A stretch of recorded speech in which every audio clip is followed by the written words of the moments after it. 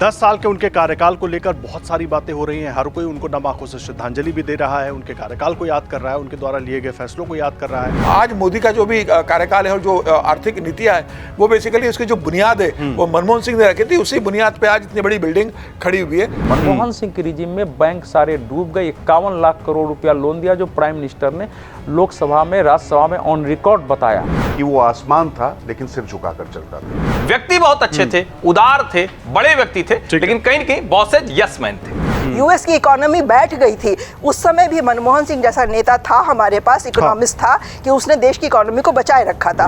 Nuclear deal पर शुरू में सोनिया गांधी बिल्कुल तैयार नहीं थी, वो वामपंथियों के प्रभाव में थी, लेकिन मनमोहन सिंह ने उनको कन्विंस किया और तैयार किया और उनके कंसर्न्स को एड्रेस किया। नमस्कार, अब ujaala.com पर आपका स्वागत है। आपके साथ मैं हूं आदर्श झा। देश के पूर्व प्रधानमंत्री डॉक्टर मनमोहन सिंह का गुरुवार शाम दिल्ली के एम्स में निधन हो गया, 92 साल की उम्र में।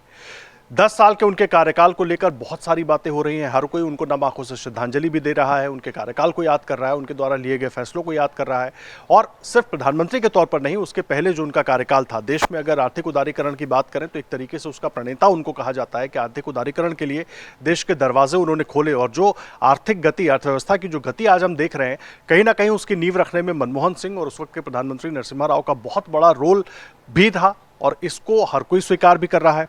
लेकिन मनमोहन सिंह के निधन के बाद खास करके कई तरह की मांग भी उठने लगी है। लेकिन मनमोहन सिंह के 10 साल के कार्यकाल और एक राजनेता के तौर पर, प्रधानमंत्री के तौर पर उनके जो फैसले रहे, उसको देखना समझना बहुत ज़रूरी है। मनमोहन सिंह हमेशा एक सौम्य छवि के नेता माने गए, बहुत मधुर शब्दों में अपनी बात कहते थे। एक आध बार नाराज़ भी हुए, वो नाराज़गी भी कई बार वो शेर व शायरी के जरिए अपने भाषणों में वो कहकर निकल गए, और सीधे तौर पर किसी से हमला करने पर कई बार बचते रहे। और जानना समझना बहुत ज़रूरी है कि मनमोहन सिंह जैसे नेता की कमी कम से कम कांग्रेस पार्टी और देश की राजनीति के लिए किस तरीके से। हमारे तमाम खास मेहमान देखते हैं। हमारे साथ समीर जी मौजूद हैं, विनोद सर मौजूद हैं, राजकिशोर जी हैं, हर्षवर्धन सर हैं, अवधेश जी हैं, पूर्णिमा जी हैं। आपसे मैं शुरुआत करूंगा। समीर सर, मनमोहन सिंह का जाना कम से कम कांग्रेस पार्टी के लिए, और एक ऐसे नेता का जाना कि जिनकी छवि, मतलब एक उदाहरण दिया जाता है कि काजल की कोठरी में रह करके भी बेदाग निकल कर आ गए थे वो। निश्चित रूप से मनमोहन सिंह जी के लिए 2 दिन से लगातार जिस तरीके से सारी डिबेट में चर्चा हो रही है उसको लेकर, उनके जो व्यक्तित्व था उसके बारे में तो पक्ष क्या विपक्ष भी कि भाई बहुत सरल व्यक्तित्व थे। लेकिन अगर मनमोहन सिंह का अगर राजनीतिक करियर अगर आप देखेंगे तो वित्त मंत्री के रूप में जो उनका रहा नरसिम्हा राव की सरकार में 5 साल कार्यकाल, वो एक अलग था। वो जो प्रधानमंत्री के रूप में जो 10 साल कार्यकाल का, वो बहुत अलग कार्यकाल रहा है। देखिए, मनमोहन सिंह जी कांग्रेस से कभी एक नेता नहीं रहे, कहीं वोट बैंक ऐसा नहीं रहा कि भाई मनमोहन सिंह प्रचार करेंगे तो पार्टी को वोट मिलेगा। प्रधानमंत्री उन्हें बनाए गए, निश्चित रूप से प्रधानमंत्री बने तो सोनिया गांधी के विश्वस्त सहयोगी थे, और सोनिया गांधी को पता था कि भाई ये हार्मलेस है, इनको प्रधानमंत्री बनाने से किसी तरह का नुकसान नहीं होगी। सोनिया गांधी ने जिस समय सत्ता संभाली थी, सत्ता संभालने में कांग्रेस का नेतृत्व संभाला था, उसके बाद से जिस तरीके से सोनिया गांधी को लग रहा था ना कि मुझे भरोसेमंद लोग चाहिए जो समय आने पर मेरे साथ धोखा न करे, क्योंकि उसके पहले वो देख चुके थे कि नरसिम्हा राव को जब पार्टी अध्यक्ष बनाया, प्रधानमंत्री बनाया, तो 5 साल उन्होंने कैसे प्रधानमंत्री का कार्यकाल बिना सोनिया के हस्तक्षेप के अपने हिसाब से चलाया, पार्टी उन्होंने अपने हिसाब से चलाई। सीताराम केसरी को जब सोनिया गांधी ने हटाया था तो किस तरीके से हटाया था, तो ये सोनिया गांधी ने देखा था कि कैसे पार्टी के लोग उनके हाथ से निकल रहे और अपना एक इंडिपेंडेंट स्थिति बना रहे। तो वो सोनिया गांधी नहीं चाहती थी, इसलिए मनमोहन सिंह को लेकर आई। लेकिन मनमोहन सिंह का जो 10 साल कार्यकाल रहा, तो आप पहला कार्यकाल जो रहा 2004 से लेकर 2009 तक का, वो बहुत बेहतर कार्यकाल में मानता हूँ। 2009 के बाद जब दूसरा कार्यकाल मिला, ठीक है, इसमें यह कहा जा सकता है कि जो दूसरा मैंडेट जो मिला था कांग्रेस को, मनमोहन सिंह के 5 साल के काम के आधार पर मिला था। लेकिन जो दूसरे कार्यकाल के अंतिम समय में जिस तरीके से भ्रष्टाचार के तमाम आरोप लगे, कॉमनवेल्थ घोटाला का लगा, तमाम तरह के जो सहयोगी दलों के मंत्री बेलगाम हो गए थे, मनमोहन सिंह चाहकर भी उनको लगाम नहीं लगा सके। मुझे लग रहा है कि उनका एक फेल्यूर रहा कि वो पद से बंधे रहे। मुझे लग रहा है जब राहुल गांधी ने जिस तरीके से अध्यादेश को फाड़ने की बात कही थी, या जिस तरीके से मंत्रियों पर भ्रष्टाचार लगा और मनमोहन सिंह उस मामले में मौन बने रहे, अगर वो उस समय मुखर होकर निर्णय लेते कि भाई जैसे उन्होंने न्यूक्लियर डील के समय लिया था कि नहीं मुझे डील करना ही चाहे कुछ भी हो, वैसा अगर वो उस समय भ्रष्टाचार के खिलाफ मंत्रियों को बाहर करने के लिए लेते, या राहुल गांधी ने जिस तरीके से व्यवहार किया था उसके खिलाफ वो आक्रोश होकर अपने बयान देते, तो मुझे लग रहा है वो और एक बेहतर प्रशासक के रूप में दिखते। हालांकि मौन रहकर उन्होंने काम बहुत बेहतर किया, इसमें कोई दो राय। उनका जो 5 साल का वित्त मंत्री के रूप में कार्यकाल था, उसी का विस्तार ये रहा कि जब अटल बिहारी जी की सरकार बनी, तो चाहे वो यशवंत सिन्हा हो, चाहे जसवंत सिंह हो, वो लगातार मनमोहन सिंह से मुलाकात करते रहे, उनसे मार्गदर्शन लेते रहे। और आज मोदी का जो भी कार्यकाल है और जो आर्थिक नीतियां है, वो बेसिकली उसकी जो बुनियाद है वो मनमोहन सिंह ने रखी थी। उसी बुनियाद पर आज इतनी बड़ी बिल्डिंग खड़ी हुई है, तो वो क्रेडिट मनमोहन सिंह को जाता है कि जिस तरीके से वित्त मंत्री के रूप में उन्होंने, और उसका बड़ा क्रेडिट नरसिम्हा राव को भी जाता है कि उन्होंने वित्त मंत्री के रूप में ऐसे व्यक्ति को चुना कि उन्हें भरोसा था कि मनमोहन सिंह एक बेहतर इकोनॉमिस्ट साबित होंगे और आर्थिक उदारीकरण का जो शुरुआत करना चाहते हैं उसे मनमोहन सिंह एक बेहतर आकार दे पाएंगे। तो मुझे लग रहा है कि मनमोहन सिंह का जो वित्त मंत्री का जो कार्यकाल था वो बहुत शानदार कार्यकाल था। प्रधानमंत्री के रूप में कार्यकाल उनका बहुत अच्छा मैं नहीं मानता दूसरा वाला, क्योंकि उसी के बाद जब 2014 के चुनाव हुए तो कांग्रेस जो 44 सीटों पर आई उसमें मनमोहन सिंह के पीछे दूसरा कार्यकाल की बड़ी भूमिका थी। दूसरे कार्यकाल की बड़ी भूमिका थी, यही बात आप कह रहे हैं। राजकिशोर सर, मैं आपके पास आ रहा हूँ। 10 साल का पीएम के तौर पर उनका कार्यकाल और उसके पहले का कार्यकाल, बहुत सारी बातें कांग्रेस पार्टी में चलती रही। हालांकि अब हर कोई उनको श्रद्धांजलि दे रहा है, और खास करके खुद अगर मैं बीजेपी की भी बात करूं, कांग्रेस पर तमाम आरोप प्रत्यारोप हो सकते हैं। एक प्रधानमंत्री के तौर पर उन पर बहुत सारे आरोप प्रत्यारोप होते रहे, लेकिन कोई उन पर निजी आरोप किसी भी तरफ से लगता कभी नजर नहीं आया। नहीं, देखिए, निश्चित तौर पर अगर मैं डॉक्टर मनमोहन सिंह के बारे में एक लाइन कहूं तो मैंने लिखा भी था कि वो आसमान था लेकिन सिर झुकाकर चलता था। सौम्यता, शिष्टता, मृदुता और जिस तरीके से उनको पॉलिटिकली करेक्ट रहने की उनकी मजबूरी नहीं थी, तो पॉलिटिकली इनकरेक्ट रहकर भी जो फैसले वो देश के लिए ले सकते थे वो ले पाए। 1991 में मैं फिर कहूंगा कि डॉक्टर मनमोहन सिंह को मनमोहन सिंह प्रधानमंत्री बनने पर वो नहीं बने, वो वित्त मंत्री के तौर पे ज्यादा बने। एलपीजी और इसके लिए पीवी नरसिंह राव के योगदान को और पीसी अलेक्जेंडर के योगदान को नहीं नकारा जा सकता है। आईजी पटेल पहली पसंद होते थे, लेकिन वो लंदन स्कूल ऑफ इकोनॉमिक्स के डायरेक्टर थे, उन्होंने आने से मना कर दिया बतौर वित्त मंत्री, क्योंकि पीवी नरसिंह राव चाहते थे कि लीग से हटकर एक ऐसा वित्त मंत्री मिले जो देश की बिल्कुल डूबती हुई अर्थव्यवस्था को वैश्विक परिदृश्य में समझते हुए उसको उभार सके। तब doctor Manmohan Singh second choice थे, लेकिन वो जब आए तो उन्होंने एलपीजी, लिबरलाइजेशन, प्राइवेटाइजेशन, ग्लोबलाइजेशन, मतलब निजीकरण, उदारीकरण और वैश्वीकरण, ये 3 करण लाके इस तरीके से आर्थिक व्यवस्था के कर्णधार वो बनकर उभरे, जिसके बाद जो एक दिशा बनी उस पर सब चलते रहे। यहां तक तो ठीक है, लेकिन जब वो प्रधानमंत्री बने तो वो एक प्रयोग था, और वहां पर भी वो सेकंड चॉइस थे। पहली चॉइस तो सोनिया गांधी थी, उसके बाद सोनिया गांधी ने उन्होंने बनाया। तो पहले कार्यकाल में जो न्यूक्लियर डील 1-2-3 की जो बात होती है उसमें वो अड़े, और एक बड़ा फैसला था, वो एनपीए पे समझौता न करने के बावजूद भारत उस दिशा में आगे बढ़ा। लेकिन वो वाकई जो पॉलिटिकल जो मैनेजमेंट था वो किसने किया था? वो सोनिया गांधी ने किया था, उनकी टीम ने किया था। तो होता क्या है, कई बार हम डॉक्टर मनमोहन सिंह के आज वो नहीं है तो उनके सज्जनता पर, उनकी सहजता पर, उनके तमाम फैसलों पर तो चर्चा कर सकते हैं, लेकिन जो पॉलिटिकल ओनर्स लेना था वो डॉक्टर मनमोहन सिंह ने इस तरीके से लिया कि मैं एक सीईओ हूं, देश चला रहा हूं, जो राजनीतिक फैसले वो लेने के लिए कांग्रेस यूपीए चेयरमैन है, और उसमें तमाम चीजें कही जाती रही, तमाम जगह वो अध्यादेश फाड़ना और तमाम इस तरीके के विवाद, और दागी मंत्रिमंडल, सबसे बड़ा दागी मंत्रिमंडल भी उनके कार्यकाल में रहा। तो जब इतिहास जाएगा तो इस पर भी चर्चा करेगा, लेकिन इसके बीच में भी रहकर वो अगर अपनी इज्जत कमा पाए और अपने आप को बिल्कुल काजल की कोठरी से बेदाग बनाकर निकले, तो ये मुझे लगता है कि उनकी एक उपलब्धि है। पर इतिहास जो है ना, सिर्फ एकांगी नहीं होता है, वो सर्वांगी होता है, और उसमें तमाम जो पहलुओं का देखा जाएगा, तो ये देखा जाएगा कि वो राजनीतिक तौर पर क्या वो ओनर्स लेने में कामयाब रहे या नहीं रहे। हाँ, इसकी भी बात होगी जब इतिहास जिसका आप जिक्र कर रहे हैं। हर्षवर्धन सर, अब मांग उठ रही है, आम आदमी पार्टी, अभी कुछ देर पहले आम आदमी पार्टी दिल्ली के चुनाव की हम बात भी कर रहे थे, उसमें ये मांग भी उठ रही है। संजय सिंह कह रहे हैं कि उनको भारत रत्न दिया जाना चाहिए। शर्मिष्ठा मुखर्जी की किताब में भी जिक्र है 2013 का, जिसमें प्रणब दा चाहते थे कि उनको भारत रत्न दिया जाए। हालांकि वो बात आगे नहीं बढ़ पाई। अब अगर वो बढ़ती तो उसके भी अलग आयाम निकल कर आते कि ऐसा उनके ही कार्यकाल में क्यों हुआ। लेकिन मनमोहन सिंह की उपलब्धियों के हिसाब से अगर हम देखें तो उस पर किसी तरह की सियासत अब दिखनी चाहिए क्या? नहीं, देखिए, मुझे लगता है कि ये कहना कि अब सियासत दिखनी चाहिए, क्या सियासत ख़त्म हो गई है? दिल्ली का है चुनाव, तो कोई भारत रत्न मांग ले या कोई विश्व रत्न मांग ले, लेकिन उस पार्टी के नेता अरविंद केजरीवाल, संजय सिंह और दूसरे लोग क्या क्या कहते थे उसकी चर्चा करने की आवश्यकता नहीं। मूल रूप से जो मनमोहन सिंह जी ने कहा उसको याद करने का दिन है। उन्होंने कहा कि मैं ये उम्मीद करता हूँ कि इतिहास उदारता के साथ मेरा मूल्यांकन करेगा। अब मैं इस पर ये कह रहा हूँ कि इतिहास, वर्तमान और जो भूतकाल था, उस सब ने मनमोहन सिंह का मूल्यांकन बहुत अच्छा किया, कभी गलत मूल्यांकन नहीं किया। ये एक जबरदस्ती का डाल दिया जाता है कि मीडिया ने उनका बढ़ा, मीडिया ने तो उनको हमेशा विनम्र, उदार, किसी से पूछे। लेकिन सवाल यह है कि कौन सा मनमोहन सिंह? वो मनमोहन सिंह जो पूर्व प्रधानमंत्री चंद्रशेखर के आर्थिक सलाहकार के तौर पर मोंटेक सिंह अहलूवालिया के साथ एक देश की अर्थव्यवस्था को ठीक करने के लिए रिसर्च पेपर तैयार करता है।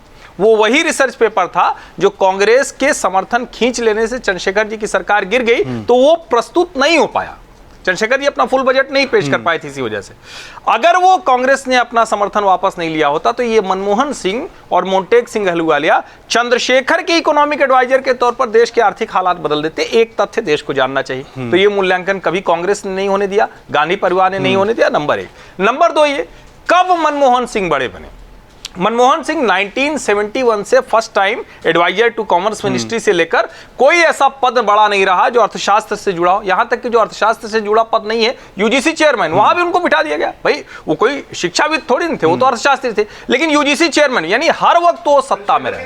तो मैं वही तो कह रहा हूं, इसीलिए तो बता रहा हूं कि वो, चूंकि कोई भी व्यक्ति हर वक्त सत्ता के बहुत नजदीक रहे तो या तो वो बहुत योग्य होगा, या इतना ज्यादा आप उसको चापलूस कह लीजिए, इतना ज्यादा बॉसेज का यसमैन कह लीजिए, जो भी अच्छी शब्दावली आपको लगे वो इस्तेमाल कर लीजिए।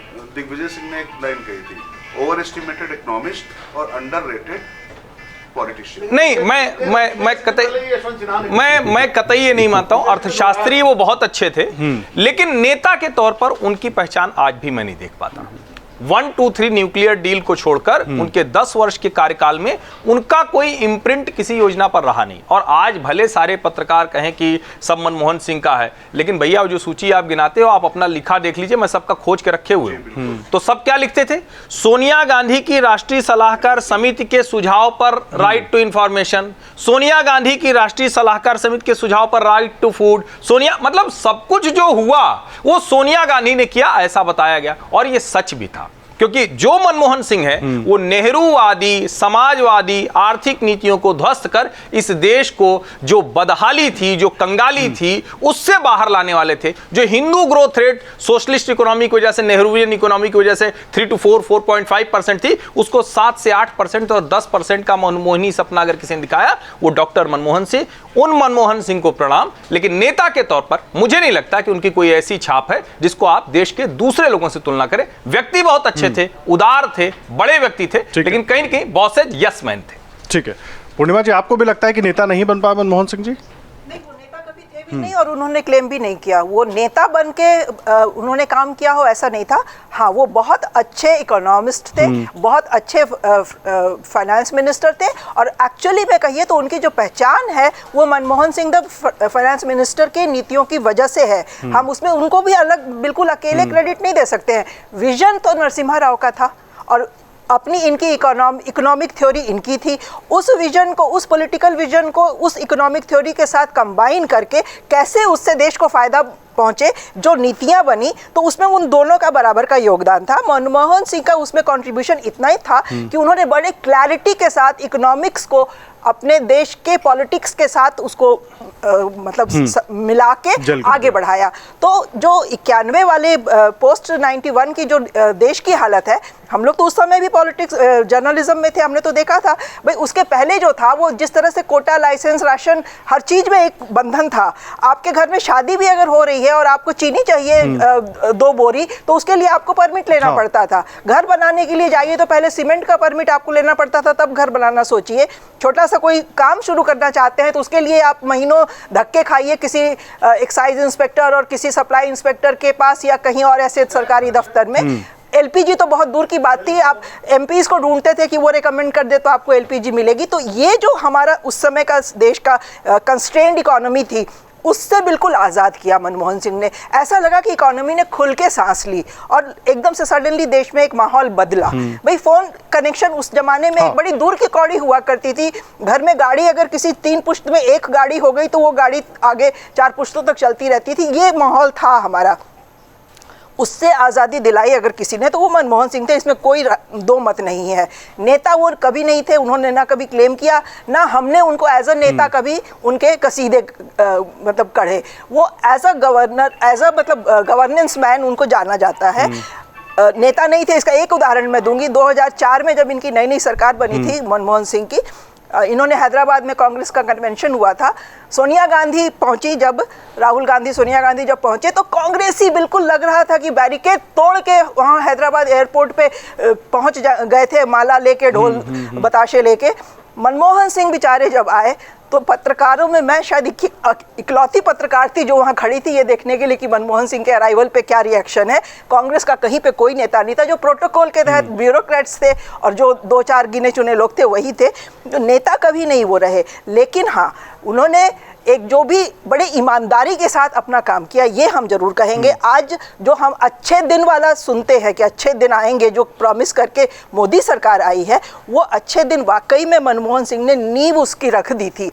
इन्होंने ये बड़ी क्लेम करते हैं कि डायरेक्ट बेनिफिट ट्रांसफ़र, अरे आज जाके अब इनको खुद भी बताना पड़ रहा है कि वो उन्हीं की देन थी, उसी समय शुरू हो गया था। आधार कार्ड जिससे कि एक बिल्कुल ट्रांसफॉर्मेटिव चेंज आया है इस सोसाइटी में, मनरेगा जो कि बहुत बड़ा एक चेंज आया है एम्प्लॉयमेंट के सिनेरियो में, राइट टू फूड का कर लीजिए, राइट टू इन्फॉर्मेशन कर लीजिए, मतलब ये सारे चेंजेस लाइफ ट्रांसफॉर्मिंग चेंजेस थे जो मनमोहन सिंह के टाइम में शुरू हो गए थे और उसकी फिर आगे उसी पे इमारत खड़ी हुई है, इसमें कोई शक नहीं है। Manmohan Singh as a person भी बहुत अच्छे थे और वो ऐसे नेता थे जो कि प्राइम मिनिस्टर होने के बाद भी एक्सेस था हम लोगों को। हम लोग उसके बाद भूल गए हैं कि प्राइम मिनिस्टर तक किसी का एक्सेस हो सकता है।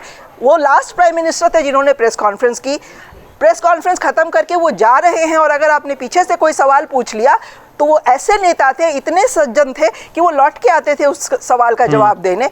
उनको टेफलॉन कोटेड प्राइम मिनिस्टर कहा जाता था कि भाई टेफलॉन से जो आप पानी कितना भी डालिए उस पर फिसल जाता है, टिकता नहीं है। ऐसे ही मैंने उनको रिलक्टेंट प्राइम मिनिस्टर भी कहा जाता था। तो सेकंड टर्म में उन्होंने जब प्रेस कॉन्फ्रेंस की तो खत्म हो गई थी ऑलमोस्ट प्रेस कॉन्फ्रेंस। मैंने एक सवाल उनसे पूछ लिया, वो निकल रहे थे, बिल्कुल बाहर की तरफ बढ़ चुके थे।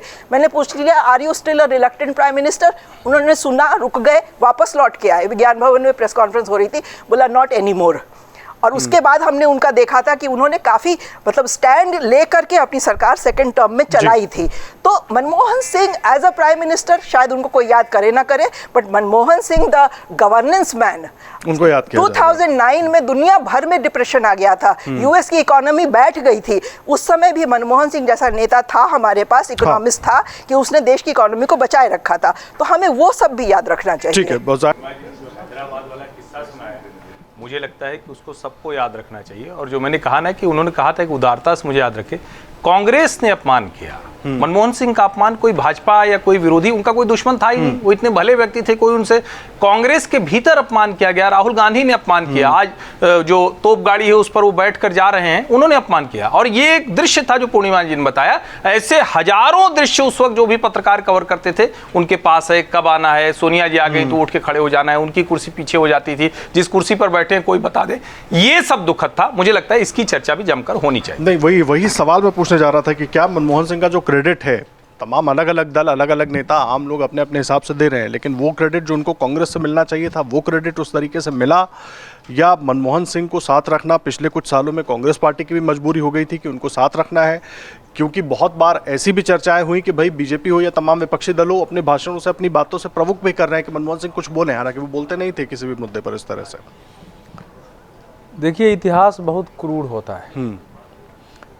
हमारे यहाँ तो मृत्यु के बाद सभी को पूर्वज और पितर मान लिया गया है, तो मृत्यु होती है तो हम सब लोग जब उनकी मृत्यु उस समय से लेकर आपसे बात करो तब तक तो मैं भी एक भी बाएं दाएं मैं नहीं गया, क्योंकि मैं श्रद्धांजलि ही दे रहा था। और ये सच है कि स्वतंत्र भारत के इतिहास में बगैर राजनीतिक और नौकरशाही बैकग्राउंड से होते हुए दूसरा कोई व्यक्ति नहीं मिलेगा जो लगातार इतने समय तक और सत्ता से, नीतियों से जुड़ा रहा हो और अंत में प्रधानमंत्री पद तक पहुंचा हो। वो अकेले व्यक्ति इतिहास के हैं बिरले, और एक शरणार्थी परिवार से आके विस्थापित जिंदगी जी के यहाँ तक जाना व्यक्तिगत रूप से असाधारण उपलब्धि है। ये मतलब पढ़ाई लिखाई से लेके उनकी डिग्री, बाकी चीज़ें सब कुछ थीं। दूसरी बात आती है कि देखिए, लीडर का होता है कि हम किसी व्यक्ति का कहाँ उपयोग करते हैं। तो ये नरसिंहा राव की दृष्टि थी कि उस समय जिस परिस्थिति में हम सरकार ला रहे हैं, उस परिस्थिति में किसे हमको लाना है। तो केवल नरसिंह राव को माइनस करके, जैसा राजकिशोर जी कह रहे थे, अगर हम मनमोहन सिंह का मूल्यांकन करते हैं तो मनमोहन सिंह, जैसा हर्षवर्धन जी ने कहा, उसके पहले प्रधानमंत्री के आर्थिक सलाहकार थे। और जब लास्ट समय में चंद्रशेखर जी के पास जो लोग वहाँ बैठे, जब लास्ट समय में इकोनॉमी की स्थिति आई कि भाई स्थिति बहुत खराब है, सोना गिरवी रखनी पड़ेगी, तो उन्होंने कहा पहले क्यों नहीं बताया? तो मोहन दारिया ने कहा कि आप अपने एडवाइजर से पूछिए ना कि आपको क्यों अंधेरे में रखा। इसने राजीव गांधी को कई मनमोहन सिंह हुए थे, राजीव गांधी को क्यों अंधेरे में रखा, ये मोहन दारिया ने बताया लोगों को क्यों अंधेरे में रखा। और रिजर्व बैंक के गवर्नर भी थे, और हमारे रुपए की क्या दशा थी, तो वो आपको देखना पड़ेगा कि लगातार आदमी अगर सत्ता में है, लगातार आर्थिक नीतियों से जुड़ा हुआ है, 4.5 दशक तक प्राइम मिनिस्टर बना लीजिए, उसके बावजूद इकोनॉमी की ये हालत हो जाती है, तो फिर तो अब तीसरी बात आती है कि देखिए मनमोहन सिंह को अटल बिहारी वाजपेयी के उसमें एक आर्थिक मोटा आधार लगभग 9% का ग्रोथ रेट उनको मिला था, और जब वो जा रहे थे तो देश का ग्रोथ रेट 5% के नीचे था। पूरे 1947 से लेकर के और 2006 तक बैंकों ने 14 लाख लोन दिए। मनमोहन सिंह के रिजीम में बैंक सारे डूब गए। 51 लाख करोड़ रुपया लोन दिया, जो प्राइम मिनिस्टर ने लोकसभा में, राज्यसभा में ऑन रिकॉर्ड बताया कि फोन देके किया गया था। प्राइम मिनिस्टर का मतलब यह है कि हमको किसी ने बनाया जरूर है, लेकिन कुछ हम देश की परिस्थितियों में निर्णय करते हैं। जो उस सरकार का पहला भयानक निर्णय हुआ वो हुआ है सच्चर कमीशन की नियुक्ति, जिसके आधार पर सरकार के अंदर मुसलमानों के लिए अल्पसंख्यकों के नाम पर एक बड़ा ढांचा खड़ा हुआ। पहली बार देश में अल्पसंख्यक मंत्रालय बना, अल्पसंख्यक आयोग को संवैधानिक दर्जा दिया गया, और देखेंगे कि पूरे देश में एक मुस्लिम ढांचा खड़ा हुआ। वो एक परिस्थिति थी, किसी भी कम्युनिटी के लिए उसके कल्याण का काम करना, उसको ऐसा इशू बना देना देश में, क्योंकि वो एक नीति थी। और उसके बारे में जो उनका बात का बयान है, भाषण, आपको अच्छी तरह याद होगा कि इस देश में पहला हक किसका है, उसमें उन्होंने मुसलमान शब्द प्रयोग किया। तो ये तो उनको किसी ने नहीं कहा होगा ना कि आप बोलिए। तो वो उसी विचारधारा के, आइडियोलॉजी के व्यक्ति थे। ओबामा ने अपनी किताब में लिखा कि उन्होंने मेरे को बताया कि जिस ढंग से हमारे देश में रिएक्शन हुई है, उसमें अतिवादी हिंदू पार्टी, ओबामा ने लिखा है, एक्सट्रीमिस्ट हिंदू क्या बोलते हैं पॉलिटिकल पार्टी, वो सत्ता में आ सकती है, यह आशंका उसने कहा है। तो वो भी सोच थी। अब आते हैं मनमोहन सिंह जी के पॉलिटिक्स के बारे में, तो खैर सब लोगों ने बोल ही दिया है नहीं, लेकिन उस समय की परिस्थिति ये थी जो मैं बता रहा हूँ आपको, कि आप एक स्मारिका आपको निकालनी है। स्मारिका के लिए प्रधानमंत्री राष्ट्रपति को शुभकामनाएं देना है, उसमें भी 10 दिन समय लगता था। वो पहले कहीं जाता था, वहां से हरी झंडी मिलती थी, तब उस पर शुभकामनाएं जाती थी। हम सब लोगों को पता था ये स्थिति अगर देश की रही है, तो कम से कम उस मामले में आपको, हमको भी अगर कोई प्राइम मिनिस्टर बनाएगा तो उसके प्रति कृतज्ञ होंगे, उसकी बात को मानेंगे, वो करेंगे, लेकिन कम से कम सुझाव दे सकते हैं कि किस परिस्थिति में कहाँ कहाँ हस्तक्षेप हो और कहाँ कहाँ नहीं हो। और ये बात सही है कि जो 1, 2, 3 न्यूक्लियर डील थी, वो भारत के इतिहास में मील का पत्थर था। उस समय हम सब लोगों ने, वही बीजेपी का भी विरोध किया था कि भाई ये तो देश के हित में है, और इसकी आधारभूमि तो अटल बिहारी वाजपेयी सरकार ने बनाई थी, बीजेपी क्यों विरोध कर रही थी। सरकार जाने के खतरे मोल लेते हुए, हालांकि मैनेजमेंट हुआ, उन्होंने वो उस पर अड़े उसमें, लेकिन आप समझिए कि उसमें एक बड़ी लॉबी भी थी, मतलब अमेरिकन लॉबी की भी बड़ी भूमिका थी। भारत के लोग भी चाहते थे, ब्यूरोक्रेट्स चाहते थे, हमारे देश के डिफेंस एक्सपर्ट चाहते थे, और सबसे बड़ी भूमिका उसमें प्रणब मुखर्जी की थी, जो कन्विंस करते थे कि होना चाहिए। और जितनी वार्ता हो रही थी, प्रणब मुखर्जी गए थे, और उसी समय मैंने उनको तीखापन देखा था कि ये वामपंथी दल हमको गुलाम बनाकर रखना चाहते थे। हाँ, विदेश मंत्री थे, मरना चाहते थे। तो मनमोहन सिंह व्यक्ति, और जो लास्ट है, ईमानदारी की बात है, देखिए ऐसा है, उन पर FIR दर्ज हुआ, उनको जमानत पर आना ही पड़ा। कोल ब्लॉक में जिस पर वहाँ के सेक्रेटरी का साइन था, उस पर उनका भी साइन था, तो उनके रहते हुए कोल ब्लॉक सब गए थे। तो इसीलिए इतिहास बहुत क्रूर होता है। व्यक्तिगत रूप से हम लोगों का बहुत सम्मान है, और ये बात सही है कि प्राइम मिनिस्टर के रूप में उन्होंने जिस 5 प्रेस कॉन्फ्रेंस किए अपने लाइफ में, मुझे 5 याद है, जितने शानदार तरीके से उत्तर देते थे, वो दूसरे प्राइम मिनिस्टर नहीं होते थे। उनके पास समय भी होता रहा होगा, कोई पॉलिटिकल मैनेजमेंट नहीं करना है। तो उनकी जो दृष्टि थी इकोनॉमी की भी ना, उन्हीं के काल में पी चिदम्बरम वित्त मंत्री थे, जिन्होंने ये कहा था कि गांवों तक विकास पहुंचाना कठिन है हमारे लिए, तो धीरे धीरे हमको अर्ध जो है शहरों में ज्यादा परिणत करना है और क्या क्या करना है, सब ठीक है। फिर भी हमारे पूर्वज थे, उनका इतने लंबे समय तक देश का कंट्रीब्यूशन रहा है, उस कंट्रीब्यूशन को स्वीकार करना चाहिए। लेकिन अगर देश को समस्या हुई और नरेंद्र मोदी को देश ने हाथों हाथ लिया, देश न जानते हुए गुजरात से, और उस समय इकोनॉमी संभालने से लेकर के और बाकी अभी श्वेत पत्र आ गया है, जो कुछ करना पड़ा है, तो ये सब उनके काल में आया है। प्रधानमंत्री के रूप में उनको उनके सिर पर सबकी जिम्मेवारी जाएगी। जो भ्रष्टाचार हुए, जो कुछ भी हुआ है, जो हमारे देश का जो टेलीकम्युनिकेशन क्रांति पर जो धक्का बात होगी तो सबकी होगी, जाहिर सी बात है, यही बड़ी बात है। जल्दी से पूर्णिमा जी, छोटा सा सिंह की बात करिए तो आपको ओबामा का वो सेंटेंस नहीं भूलना चाहिए जब उन्होंने ये कहा था कि when the prime minister of India speaks the world listens to him. तो उनका ये स्टेचर था, वर्ल्ड लेवल पे उनका ये स्टेचर था। ठीक है, गलतियां उन्होंने भी की होंगी, जो भी उनके टाइम में गलत सही जो हुआ उसके लिए भी वो जिम्मेवार हैं, बट उन्होंने इंडिया की इकोनॉमी को किस मुकाम पे पहुंचाया ये भी हमें नहीं भूलना चाहिए। ठीक है सर, जल्दी से द प्रॉमिसिंग लैंड में बराक ओबामा ने यह भी लिखा है कि सोनिया गांधी ने इसलिए डॉक्टर मनमोहन सिंह को बनाया था, इकोनॉमिस्ट है, राजनीतिक नहीं है, उनके बेटे के लिए जो रिलेक्टेंट है पॉलिटिक्स में, उसमें वो खतरा नहीं है। तो ये भी नहीं भूलना चाहिए। अगर ओबामा की हम बात करेंगे तो हमें पूरा दूसरा पक्ष भी देखना पड़ेगा। हार्मलेस, हाँ, हार्मलेस रेटलेस। विनोद सर, एक आखिरी टिप्पणी आपकी इस पर। हार्मलेस, क्योंकि हाँ, फिर भी कुछ तो मैं जोड़ूंगा जरूर। देखिए, मैं उन लोगों में हूँ जो मनमोहन सिंह को इसलिए नहीं आदर दे रहा हूँ कि उनकी मृत्यु हो गई। वो जब फाइनेंस मिनिस्टर थे, जब वो वित्त मंत्री थे और वित्त मंत्री का प्रधानमंत्री बने, तब से लेकर आज तक मैंने हमेशा मनमोहन सिंह को आदर दिया है और मैं उनके योगदान को ऐतिहासिक मानता हूँ देश में। वो ये सही है, जैसा पूर्णिमा जी ने कहा, उन्होंने कभी क्लेम नहीं किया कि मैं लीडर हूँ। हाँ, मैं हर्षवर्धन जी की एक बात से ज़रूर सहमत हूँ कि अब उसको आप यस मैन कह लीजिए, लेकिन उनके अंदर एक विशेष गुण था कि जो उनका रिपोर्टिंग बॉस होता था उसका विश्वास वो पूरा जीतते थे, उसके प्रति पूरा भरोसेमंद रहते थे। जब जो भी आप देखें, नरसिम्हा राव उनके रिपोर्टिंग बॉस थे तो नरसिम्हा राव के भरोसेमंद थे, और जब सोनिया गांधी उनकी लीडर बनी तो उनके भरोसेमंद हुए। चंद्रशेखर के तो थे ही, मतलब मैं खाली चूंकि चंद्रशेखर का संदर्भ नहीं है, सोनिया गांधी और नरसिम्हा राव कंट्रास्ट है ना, इसलिए मैं कह रहा हूँ, मैंने उसका उदाहरण दिया। बाकी तो प्रणब मुखर्जी भी उनके बॉस रहे। मनमोहन सिंह की जहाँ तक बात है, मनमोहन सिंह ने कभी अपने को एक लीडर के रूप में, पार्टी के लीडर के रूप में क्लेम नहीं किया, और उन्होंने सारी जिम्मेदारी सोनिया गांधी पर ही डाल रखी थी, और वो थी भी, वो वर्क का रिवीजन था। दिक्कत ये रही कि भारतीय राजनीति में बहुत सारे लोग, उसमें मीडिया में भी लोग थे, उसमें राजनीतिक क्षेत्र में भी थे, कांग्रेस पार्टी में भी थे, जो मनमोहन सिंह के अंदर दूसरा नरसिम्हा राव देखना चाहते थे, जो सोनिया गांधी को उनकी हैसियत बता दे, जो मनमोहन सिंह ने नहीं बताई 10 साल। अब इसको आप कह दीजिए कि वो उनके इशारे पर चलते थे या कोऑर्डिनेशन था, दोनों बातें थी। और मैं ऐसे कई फैसले गिना सकता हूं जिसमें मनमोहन सिंह ने सोनिया गांधी की असहमति के बावजूद फैसले लिए। न्यूक्लियर डील पर शुरू में सोनिया गांधी बिल्कुल तैयार नहीं थी, वो वामपंथियों के प्रभाव में थी, लेकिन मनमोहन सिंह ने उनको कन्विंस किया और तैयार किया और उनके कंसर्न्स को एड्रेस किया। एक NRI को पद्म भूषण दिया मनमोहन सिंह ने, सोनिया गांधी बिल्कुल उसके खिलाफ थी, लेकिन दिया उन्होंने। एक सज्जन को नॉमिनेटेड राज्यसभा में उन्होंने भेजा, सोनिया गांधी किसी और को भेजना चाहती थी, लेकिन मनमोहन सिंह ने उनको भेजा। ये सारे और भी कई फैसले, मैंने तो पूरी स्टोरी की थी नई दुनिया में उस समय कि रबर स्टैम्प नहीं है मनमोहन सिंह, उनमें उन सारे फैसलों को गिनाया था। तो ऐसा नहीं था कि सब कुछ बिल्कुल वो 10 जन पर से पूछ के ही करते थे, जो उनको करना होता था उसका तरीका था, उनका सलीका था। CBI डायरेक्टर की नियुक्ति में सोनिया गांधी किसी को चाहती थी, मनमोहन सिंह किसी को चाहते, तो अंत में फिर फैसला हुआ वरिष्ठता के आधार पर। मनमोहन सिंह ने कहा सीनियरिटी पे बनाऊंगा, और सीनियरिटी पे बने वो सज्जन।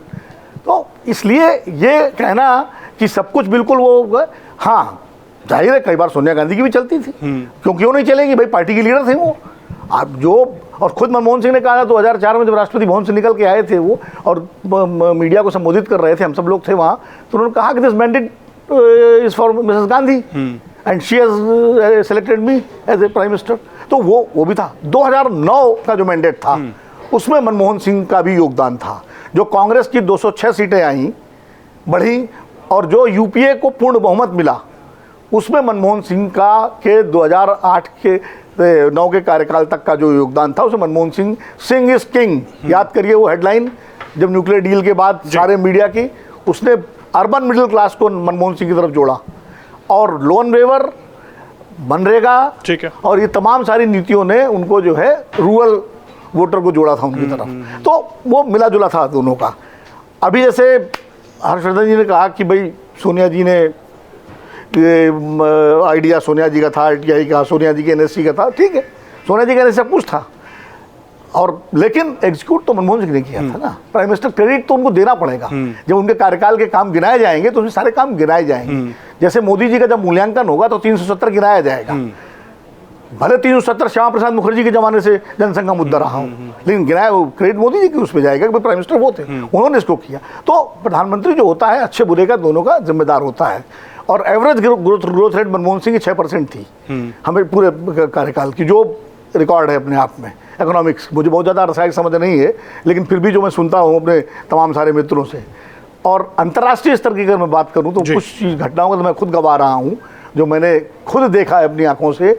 वो G20 की मैक्सिको की शिखर सम्मेलन, जिसमें मैक्सिको के प्रेसिडेंट सिर्फ 2 लोगों को लेने आए थे पोर्च में, वो चीन के राष्ट्रपति तत्कालीन और मनमोहन सिंह को, बाकी सबको प्रोटोकॉल वाले ले गए थे। जहाँ तक उसकी बात है, जैसे अभी अवधेश जी ने कहा कि 5 प्रेस कॉन्फ्रेंस की उन्होंने अपने कार्यकाल में, उनके पास समय ज़्यादा रहा होगा, ऐसा नहीं है। ये आपका इंटेंट बताता है। हर प्रधानमंत्री के पास मीडिया से बात करना भी उसके काम का हिस्सा है, तो समय निकालना पड़ता है। मनमोहन सिंह मीडिया ने जितने उन पर, सरकार पे, उन पर व्यक्तिगत नहीं, जितना अटैकिंग था मीडिया, उसके बावजूद कभी मीडिया से भागे नहीं वो। उनकी आखिरी प्रेस कॉन्फ्रेंस 2014 जनवरी में हुई, जबकि पूरी तरह से निशाने पर थे मीडिया के। जब ऑन बोर्ड हम लोग जाते थे उनके साथ, तो जाते वक्त मीडिया के साथ बात करते थे, वापसी में बात कर, और सारे प्राइम मिनिस्टर करते थे, ये अटल जी भी करते थे। और पार्लियामेंट के अंदर जब जब वो निकलते थे, हम लोग सब तो खड़े रहते थे। जैसे पूर्णिया जी बता रहे, मैंने तुरंत पूछ लिया, वो तुरंत रुक जाते थे, बात करते थे, कभी मीडिया से भागे नहीं मनमोहन सिंह। जबकि उनका ब्यूरोक्रेटिक बैकग्राउंड था, मतलब वो पॉलिटिकल बैकग्राउंड नहीं था। वो चुनाव लोकसभा का एक बार लड़े, वो हार गए थे, लेकिन इसके बावजूद मीडिया से कभी नहीं भागे। विदेश यात्रा में प्लेन पे कितना खुलकर बात कर, वही बॉडी लैंग्वेज बिल्कुल चेंज होती थी, बिल्कुल, मतलब जो है वो बात करते थे। तो ऐसा नहीं, उनकी जो, जब हम उनके कार्यकाल में बहुत सारे ब्लंडर भी हुए हैं, और तमाम सारे आरोप उस समय जो लगे तमाम घोटालों के, और ये भी सही है कि कमीशन का आरोप उन पर नहीं था, लेकिन ओमिशन का आरोप तो था। हाँ। तो वो मूल्यांकन उनका होगा। लेकिन एक चीज़ और समझिए, जो मैं कंक्लूड करूँगा, उन्होंने कोलेशन की सरकार चलाई। आप कैसे उनको राजनेता नहीं मानेंगे? कोलेशन की सरकार चलाई। उनका कोलेशन अटल जी के कोलेशन से ज़्यादा टफ था। क्यों टफ था? क्योंकि अटल जी जब लीडर बने तो अटल जी पूरे देश के बहुत बड़े नेता थे, वो टावरिंग पर्सनालिटी थी, उनके सामने सब बौने थे उनके कोलेशन पार्टनर्स। मनमोहन सिंह के सामने उनके कोलिशन पार्टनर्स बौने नहीं थे। उनकी कैबिनेट में कौन था? प्रणब मुखर्जी जो उनके बॉस रहे थे, अर्जुन सिंह उनकी कैबिनेट में थे, उनकी कैबिनेट में लालू प्रसाद यादव थे, उनकी कैबिनेट में रामविलास पासवान थे, शरद पवार थे उनकी कैबिनेट में, और अलायंस में ममता बनर्जी जैसी तेज तर्रार नेता, जो रेल मंत्री एक बजट पेश करता है और दूसरा पास कराता है। डीएमके जो लगातार इसका काम ही था कि जो है जब टांग कब खींच ली जाए, मतलब, और उस कोलेशन को उन्होंने चलाया और 10 साल चलाया, उसमें समझौते भी किए, कई बार अनदेखा भी किया। तो ऐसा नहीं है कि तो कोलेशन की सरकार, अब आप देखिए ना, कोलेशन का ही तो असर है कि सारे बिल स्टैंडिंग कमेटी में जा रहे हैं, जेपीसी में, ये कोलेशन की पॉलिटिक्स है। तो कोलेशन के कंपल्शंस होते हैं। तो मनमोहन सिंह का मूल्यांकन का इतिहास भी किया जाएगा तो उनकी कमियों के साथ और उनके उपलब्धियों के साथ, दोनों के साथ करना, दोनों के साथ किया जाएगा मूल्यांकन। जल्दी से मैनेज करती थी, लेकिन पूर्णिमा जी आपने मैनेजमेंट की बात की। एक कोलिशन के मंत्री थे जो अपने सेक्रेटरी से नाराज थे, और उन्होंने फुट डाउन कर दिया कि या तो सेक्रेटरी को हटाइए या हम सरकार से समर्थन वापस नहीं लेंगे, और वो अपने गृह राज्य में जाके बैठ गए। वहाँ सोनिया गांधी बीच में नहीं आई, वो मनमोहन सिंह ने मैनेज किया। मनमोहन सिंह ने सेक्रेटरी को बुलाया और उस सेक्रेटरी को बुलाया, कहा कि मैं जानता हूँ आप बहुत अच्छा काम कर रहे हैं, ईमानदारी से काम कर रहे हैं, लेकिन मेरी मजबूरी है, मैं आपको इससे बेहतर जगह पोस्ट करूँगा, आप बताइए वो कहाँ जाना है। उन्होंने कहा कि सर जो हाँ भेज देंगे मैं जाऊँगा, मुझे कुछ, उन्होंने उनको उससे बेहतर पोस्टिंग दी। और इस तरह ये सब इंटरनल मैनेजमेंट जो है वो करते थे।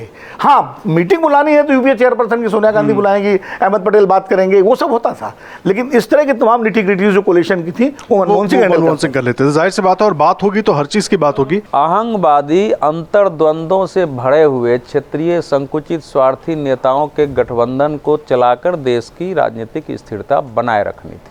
पर इस गठबंधन धर्म का मर्म तो पहले अटल बिहारी वाजपेयी ने समझाया। ऐसा नहीं है। नहीं समझाया, बनाए रखना था, मैंने कहा ना। हाँ, बनाए रखना वो एक अहम बात बनाए है। रखना। लेकिन जब बात होगी, इतिहास की बात होगी, जब बात होगी, चर्चा होगी, तो समग्र बात होगी। हालांकि मनमोहन सिंह को पूरा देश श्रद्धांजलि दे रहा है, उनके लिए गए फैसलों की भी सराहना हो रही है, उनको भी आज याद किया जा रहा है। आर्थिक उदारीकरण को लेकर जिस तरीके से देश आगे बढ़ा, उनके उन तमाम फैसलों और कोशिशों के बाद उसको भी याद किया जा रहा है। और मनमोहन सिंह का जाना एक राजनेता के तौर पर, एक खास करके अगर बात करें कांग्रेस पार्टी के लिहाज से, एक बड़ी क्षति है। खुद कांग्रेस के नेता भी इस बात को मान रहे हैं, लेकिन देश उनको भावभीनी विदाई दे रहा है। और हमारी तरफ से भी मनमोहन सिंह जी को श्रद्धांजलि। और आप भी देश और दुनिया की हर बड़ी और ज़रूरी खबर के लिए अमरउजाला.com पर बने रहेगा। धन्यवाद। अगर आप ये वीडियो YouTube पर देख रहे हैं तो हमारे चैनल को सब्सक्राइब कर बेल आइकन दबाएं, और Facebook पर देख रहे हैं तो हमारे पेज को लाइक करें। 8 मिलियन प्लस सब्सक्राइबर, आपके इस भरोसे के लिए बहुत धन्यवाद।